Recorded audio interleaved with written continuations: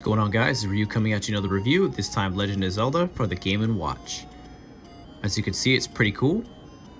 Very clean, man. You got your gold and your green. Super thin. Got your little highlight there for the Triforce. Your charging plug, which it does come with, and the power button.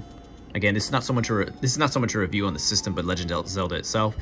Surprise, surprise, this is the first time I ever played Legend of Zelda 1.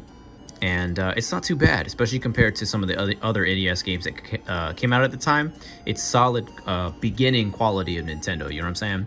You can really see some of the exploratory elements you can see when you move from map to map. There's zero direction just about. There are a few hints here every now and then, but I did have to rely on a guide halfway through. With the guide, I beat it in about 2 hours and certain minutes. I've seen people without a guide beat it for 5 hours to 10 hours, if not longer. Thank you so much for the guys who painstakingly went through every single area to place a bomb, place this, do that, because that's a pain in the ass, man. And time I just didn't have. For example, in other Zelda games, you hit a wall and you can put a bomb there. You can't do this in this one. You just kind of have to know, and trial and error. Also, the game is pretty easy as long as you keep your head out of your ass in the game and pay attention. But I will say the last two dungeons are pretty tough. The very last one itself, it just feels like it's amazing just going in circles before you get to the final boss. And it's just a pain in the ass. Of course, I wish there was a little more story to it.